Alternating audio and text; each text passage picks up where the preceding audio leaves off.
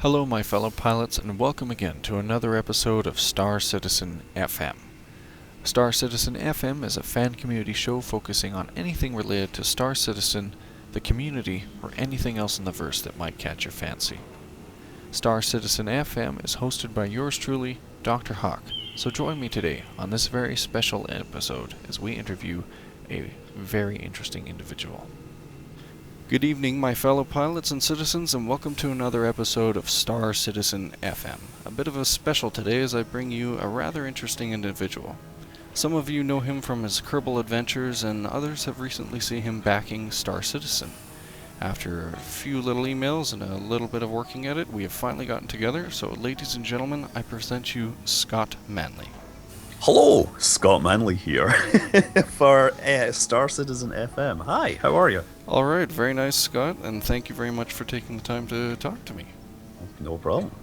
So, with some of the recent events, such as the Hang release, I think a few citizens now know that you are an avid backer of Star Citizen.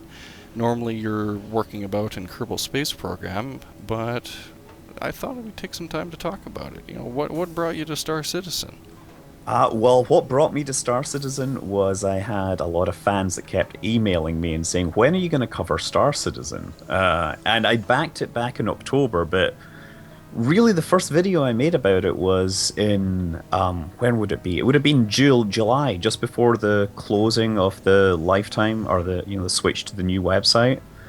And then I was like, okay, there's like 6 days left. If you don't back it now, you're going to be out of veteran backer status.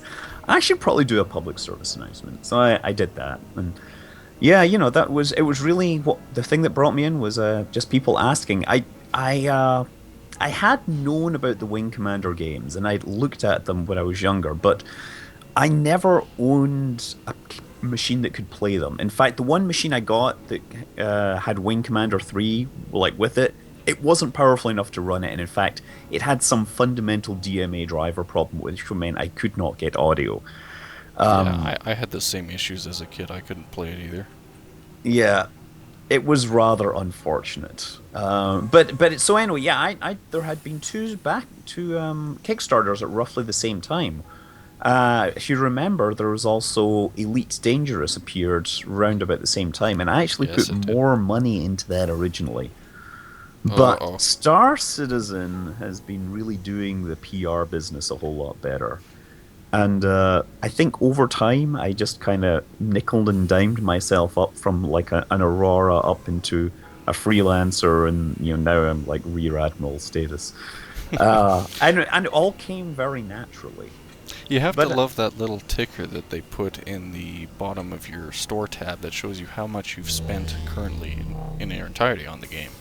Yeah, it's really kind of... But I will have to say that, it is an investment for me because, I'm getting audience from the people watching these occasional videos. And, there hasn't been much to show, but I've tried to cover as much as I can with the limited materials available at this time. Well, you do pretty thorough explanations on a lot of your videos. In fact, I'll branch out a little bit here temporarily. Kerbal Space Program, I think, is how many on the internet know you. And having you on Star Citizen and listening to your voice and walkthroughs, I think would be very interesting. You're very informative. You teach your audiences very well, and you explain things in a manner that makes it even someone like me understand Kerbal Space Program. Yeah. Well, you see, the reason I actually started making videos was because I saw Kerbal Space Program, and I saw a bunch of people making like videos and making all sorts of assertions about how the game was to be played, and they were making all sorts of completely bogus assertions. They had no clue about science, and I spent 10 years studying astronomy, and I put together a little video on how to get into orbit and a bunch of other stuff, and that really was the seed, and it's turned around into quite a big thing. I'm almost by the end of the year, I'll probably be at 200,000 viewers, which is nice. Well, again, congratulations to you on that. So, Do you see yourself doing something similar for Star Citizen, though? They have planned Newtonian physics as well as possible orbital mechanics. I mean, we don't know yet, but could be there. Yeah, judging by what I've heard about their zone design, about the Instance. instances, yeah, I mean they're not really gonna have that scale of orbital mechanics, and on also they're using CryEngine, which has some very severe restrictions on their uh, the size of space that they can cover within a zone. I mean, I think it's something like 4 kilometers by 4 kilometers is the largest level available in CryEngine. So either they have to scale down their spacecraft within that, or you're not going to fit. You're going to fit like one Bengal and maybe a couple of other Idrises in there. You're not really going to have much room. So it's hard to match the Star Citizen, what Star Citizen is talking about in terms of scale to what I've been looking at in Kerbal Space Program scale, I guess, is. I'm just rambling a little now, am I? No, it's fine. It's very very fair. Like I say, plan because it's an ideal and thing that they'd like to try. But as you've said, CryEngine has its limitations. Right. And I've worked in it a little bit myself. So unless maybe some black magic happens over at their end, it's all speculative at this point. It is largely speculative. I guess what I'm saying is that, yeah, I do like to make things that teach people things. That really, it feels like a justification. Otherwise, it's just filling time. And sometimes that's a good thing to do. But I'm not a funny person. I am a person that dredges up facts all the time. So yeah, I mean, I'll cover Star Citizen, and if people will watch it, I will cover what I can.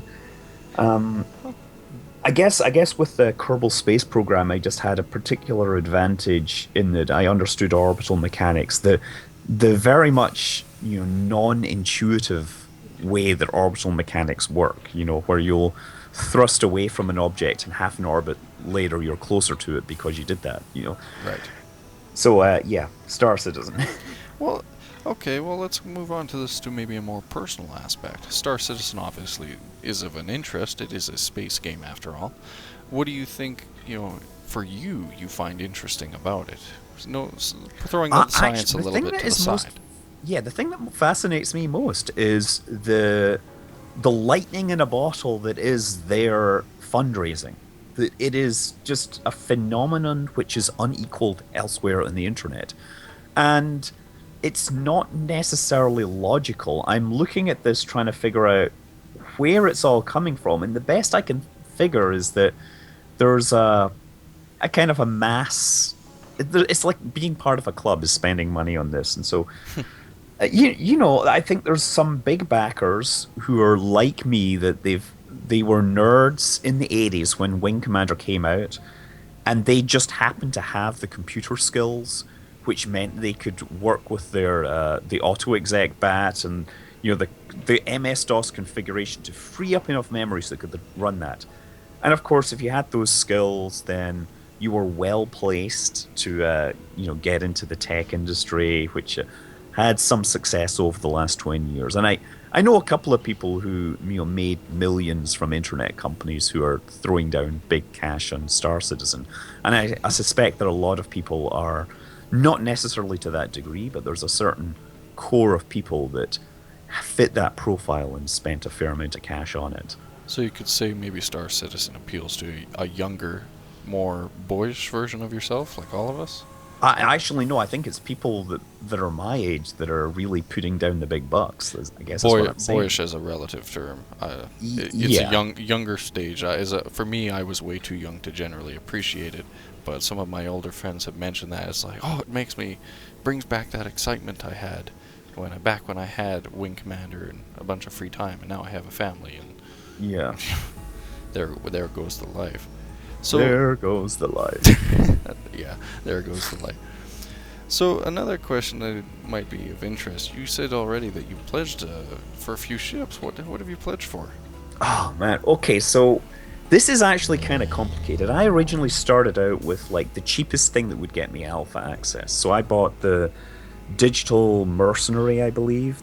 I bought the mercenary pack because I wanted the white citizen card, and I still have the white citizen card in front of me, so I'm quite happy with that. So that was like $40, and then what happened later on was the Aurora LX came out, and they were like, $5 more. I was like, oh sure, I'll spend $5 more. then And then it what started. happened? And then it started. Then it started. As the end of the kind of and as the end of the pledge, lifetime insurance came along. I upgraded first to an Origin 300, and then upgraded that to a 325. And that was the first thing I made my hangar video with. And then I made this Hmm. hangar video, and I thought, wow, there's one ship. This is terrible. I better put an Aurora in there. So another 25 down. So that's that's how that worked. And so from there, I was like, oh crap, okay. You know, if I upgrade just a little more, I could get some physical rewards. So I was like, oh, well, I'll just upgrade for the freelancer, because at that point, to make the videos, people were actually saying, hey, here's my login credentials. So I was like, okay, I'll just make some videos with your fancy Rear Admiral, your the various spacecraft that people had. But I hadn't had a freelancer, so I just bought the freelancer and made a video with that as well. Yeah, a few And people are doing the sharing videos. yeah, yeah, and so from there, then I think I then switched it out to again to the Super Hornet, but through some, let's say, by being nice and helpful to people with their lifetime insurance, many people have tipped me, $5 a time, and I've now got the Rear Admiral as well as that. So yeah, there may actually be some more stuff coming. But I also got on the lifetime on the waiting list as well, which has Right. really just been closed down. And while everyone else was getting on there for like Scythes and Idrises, I was like, I missed the Aurora LX that I'd melted down, and so I actually got that one back, and I was quite happy. But that's going to be in the sale, so I needn't have bothered. So I think, yeah, a lot of it's really, it's been a slow progression up to what I have. So yeah, I have an Aurora LX, a Super Hornet, and a Rear, a Constellation. Did you upgrade your Hornet to the The Hornet Super Hornet. F7A during the I Veterans did Day not, sale? because I was not. I was confused as to what they were really saying about whether it was a skin or a body kit, or whether it actually made any difference. I was, It's a body kit. somewhat skeptical. It's a body kit, as far as It's a I've body gathered. kit, but yeah, it's pitched as having some changes that will be required to make the military version, but I'm not really clear on exactly what that would do. So I never pitched for it because I figured I'll be able to get that in game, and it's the core hull is really the core hull is the important thing, and it sounded like that would be available in game. I guess is what I'm saying. Yeah, it should be. Still don't think they'd sell the actual Hornet F7A. I was initially confused and told my listeners that you would be able to get the Hornet F7A, and it was only after I read the fine print it said it was a conversion kit. So you're getting a Lamborghini, not quite. But Yeah, well, conversion kits are big where I live. I live well, in Oakland, and everybody mucks around with their cars here. yeah, I'm in Not in Canada. a necessarily an intelligent way. If I'm in Canada, and if you drive a Lamborghini here, you'll have that swallowed up by potholes just as big as the car. So What about a Tesla? That's what everybody drives here if they want the bling now. I don't think we have Teslas up here. So No. nope. Okay. Moving back to the Star Citizen interview at hand, so you have your ships, you have an interest in Star Citizen. What kind of role do you see yourself playing in Star Citizen? Like, would you be I blowing up people, or would you be helping people? I will probably be going with whatever my friends are doing, which probably means space pirates of some sort. Who are You your know, friends, it's if I might ask? Oh, I'm part of the Something Awful forums, which means I'm generally labeled as a goon. Oh Uh, boy. yeah, Oh boy. I'm not one of these goons that scams you. I'm just a goon that is wants to play the game with a lot of friends. Ladies and gentlemen, Scott Manley, member of Goon Swarm. Member of Goon Swarm, yeah, and member of I'm also known in Eve Online, member of Goon Swarm. Although again, I'm one of the nicer ones. I don't scam people, but I do blow your ship up. I enjoy Goon quite a bit. I've had about 3 or 4 years put into Eve, and I had nothing but respect for Goon, especially I think that was the one day they had of, let's crash the market in EVE, and developers said, yeah, Oh, sure, go for it. well, there's a couple of cases. I mean, we do actually we have actually spent a lot of time manipulating markets for our own profits. But there's the ice markets, which we very famously inflated by, ice only comes from certain specific ice belts. Correct. And so we would go in and we would kill anyone in those specific ice belts only. So we could control the flow of ice. And ice basically is like the fuel of For EVE player Online. operated stations. Player operated stations and capital ships. If you're going to jump a capital ship around, you need to fuel it. So the Galente is a particular race, and they would have a bunch of systems, and we would do something called suicide ganking, where, if you're in high sec and you attack somebody without permission, you will get killed afterwards. But you have 10 seconds to kill the other person, and it's quite possible to kill the other people in that 10-second window. So we made a point of basically killing anyone mining this particular kind of ice, and then, of course, in the weeks leading up to this, we had stocked up on piles of this stuff. And the price tripled, quadrupled, and we were selling off and making a bunch of cash at it. So and of course... Oh, go ahead, sorry. I was just going to say, of course, that whole thing then paid for more ships to kill more people. And, it's just the way it works. So with Star Citizen's manufacturing process, as well as the infrastructure that they have planned, has Goon looked into any sort of ideas? I don't or believe have the you details yourself are looked there. into? Not yet. Just there's so much speculation, right? I mean, there's a lot of goons who like the idea of flying bombers, let's say. But we don't know whether bombers will be awesome ships or not. There's another bunch of goons that are all about going fast, but we don't know whether speed will really be important. And yes, there are several goons sitting on some very expensive, pledge packages, let's say. There's too many unknowns, but I would probably say that our mercantile, our analysis people will look at these things, and we will try to manipulate markets because, that's how we like to play games.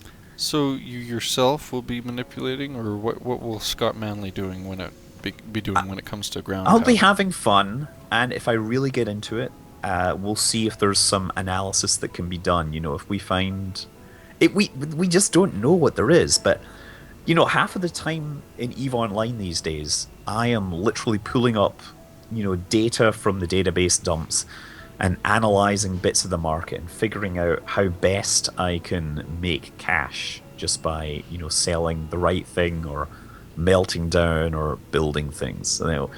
It's a level of detail that's not really playing the game. It's figuring out how to not play the game and still make piles of cash. I think that's something that a lot of people would like to be able to do in real life. Yeah. So yes. Going to another question, obviously Star Citizen is still in a very early stage. It's too early for us to tell, as you've even already mentioned, the specifics, the very core things that we need to formulate what we'll be doing when it comes to the game. So even though we've been shown a few things and a few things have been set in stone, is there anything that you yourself would be wanting to see come from Star Citizen, like even if it's just a wish that might not even happen, such as orbits? Well, I'd like to see asteroid mining. That would be a kind of... That's something we've got. The latest goal says, what kind of ship would you like? And the most popular thing is a mining ship. So I kind of want to see asteroid mining because there's all going to be these asteroid fields, and I kind of would like to see a complete, resource cycle going on there. It's kind of lame, but, I'm a fan of asteroids, let's say. It's not actually a lame thing. Keep in mind, CryEngine being that you can get out and walk around. I'm not sure if you're familiar with the mod MechWarrior Living Legends. I'm not directly familiar with it. I know of it. It's a combined arms game focused on mechs, and I try to tell a lot of people who aren't familiar with Star Citizen the playstyle, or at least what I think it will be like, being kind of like MechWarrior Living Legends, or even Battlefield. It's combined arms. You walk around as the character, but you physically can interact with any one of these vehicles. And Star Citizen, being a ship game, can be any one of those ships. So your mining ship, your 300i, your Aurora, and all you'd have to do is either position your ship to mine or even get out yourself and walk around on that asteroid. Possibly even drift off into space if some guy comes by and blasts the Astronaut is off structure. That Astronaut is off structure. I repeat. Okay, you saw Gravity. I've seen. Well, yes, I have. We can talk about that movie later. It's hard not to see it when everybody's asking you, "Have you seen it?" Yeah, that's a good point. But going to the topic, yeah, drifting off into space, even just because you messed up in Star Citizen from your asteroid mining, could be pretty fun. Yeah, I mean, honestly, I just want to see a really good space shooter and, really immersive world. And honestly, to be honest, I would like to see everybody happy with the game, but I know simply that there's so many so many conflicting requests for the game that not everyone's going to be happy. Well, you can't please everyone in the end, and Yeah. I think right now Chris Roberts' goal is to just make the game that he would want to play, and many others following suit. And that, I think, is a more admirable goal than trying to make a game that everybody would like. Yeah. Trying to make a game that you would want to play, even if it doesn't have everything you'd want. Like, I know people who hate Dark Souls, but still Yeah. play it because they have fun, despite hating it.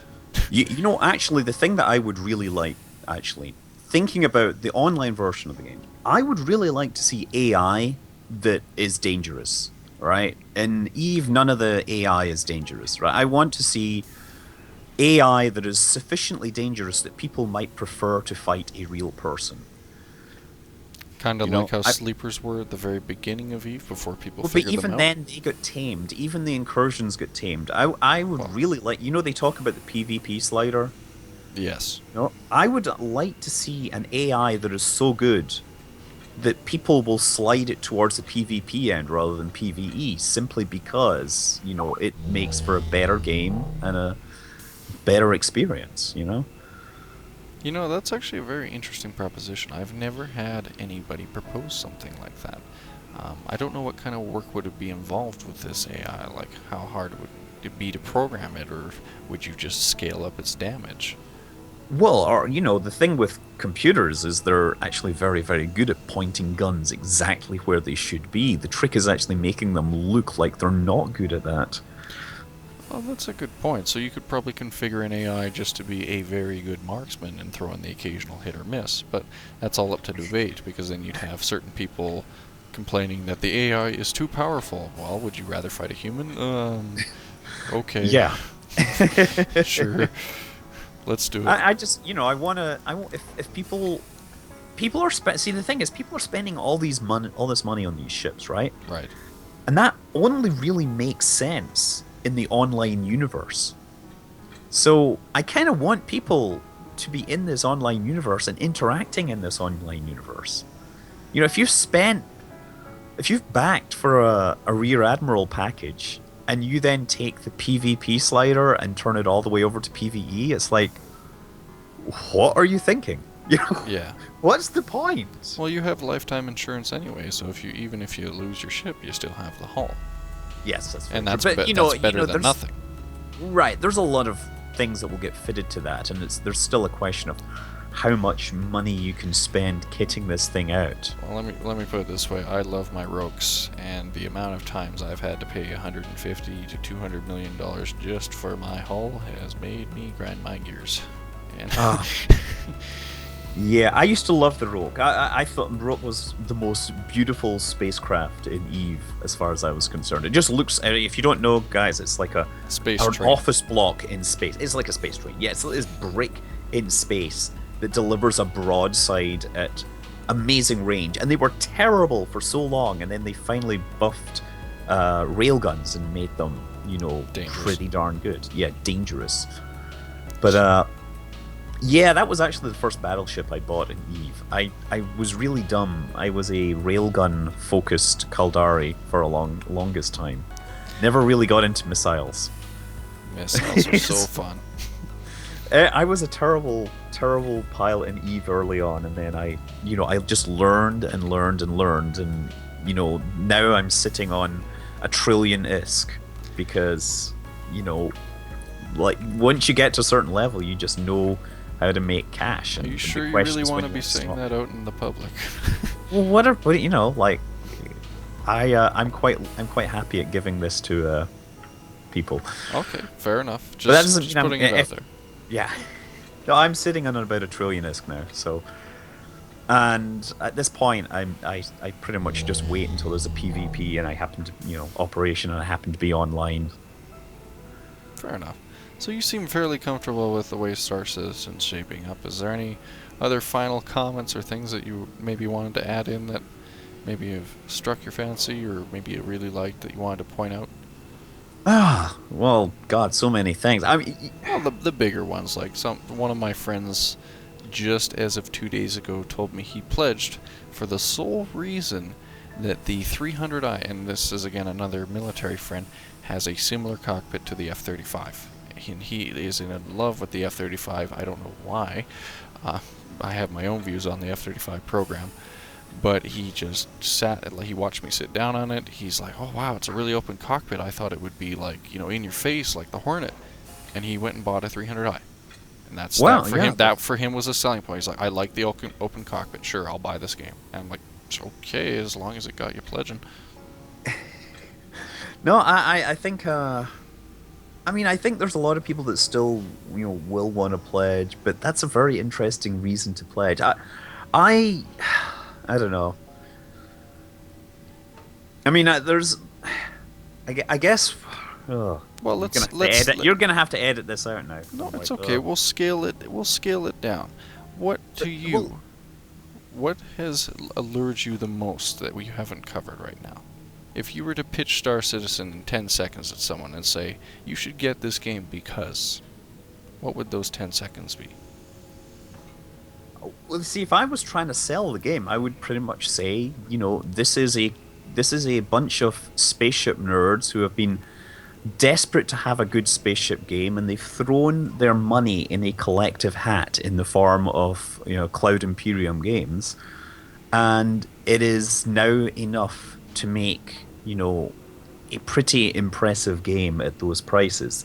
It's not going to be like Egosoft, who are operating on a shoestring all the time, trying to make everybody happy, and then producing X Rebirth, which has a lot of great things about it, but nobody likes any part of it. Unfortunately, I've heard about the problems plaguing it, sadly. Well, yeah, there's some design problems and there's some bug problems, but I think with Rebirth actually, and so here's actually an important lesson for Cloud Imperium, is X Rebirth, right, is of course the latest game in the X series. When X3 or when X1 was released, it was buggy. When X2 was released, it was also buggy. X3 was released, it was really buggy. And the thing was, it was always released to these hardcore space sim fans who would buy the box and they would get it and they'd be like complain via, their bulletin boards or whatever, right? Email, and eventually it would get fixed. X Rebirth comes out. It's buggy like X3, but on day one, it's on the front page of Steam. And that's really what it is. Like, you've suddenly had this vast new audience that wants things that work. And of course, they're also complaining about Battlefield 4 being a complete mess as well. I like my shooting, even if I crash every 5 Right. games. So with that in mind, think about the amount of rage that would happen if Star Citizen launched in a similar state. Right? With all that money thrown at it. I mean, when people throw money at things, they become more self-entitled. Right. I've actually looked at forums. If you look at forums for Kickstarter games, and I do linguistic analysis as part of my job, which is interesting. And I've kind of been doing this thing where I've been looking at the bulletin boards or the forums for Kickstarter games versus other games. And the amount of swearing and negative, comments is much higher on Kickstarter games. Does it And because of promises that were not delivered? it's more that people feel self-entitled.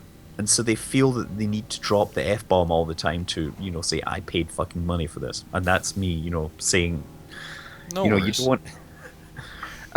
There's this kind of danger in crowdfunding land that things between the self-entitlement and the money, you can end up in a very toxic environment. Well, So the important thing for Cloud Imperium to keep in mind is that if they release stuff as an alpha, it needs to be labeled as an alpha, right? right. Well, And don't rush things. Don't rush things. Don't be afraid to delay things, right? Because as long as you've got an alpha out there, people are experiencing it, and there will be something going on, I guess. well, I think that's a very good point to end on. I'm sorry if I cut you off here, but I'm starting to look and realize that I've grabbed you for a little longer than I said I would initially. That's So, okay. I would like to again thank you very much for your time today. You've actually gone over quite a few more topics than I originally had planned, and I think the audience here thoroughly enjoyed our conversation. So again, ladies and gentlemen, Scott Manley. Fly safe. Thank you very much. Remember, ladies and gentlemen, if you've enjoyed the show, to leave a like or a subscription. It helps us out greatly. Click on the fuzzy little hawk in the lower left-hand corner, and be sure to check out Scott Manley's channel. It's displayed right now for you. All you have to do is click and go check him out. You guys take care and fly safe.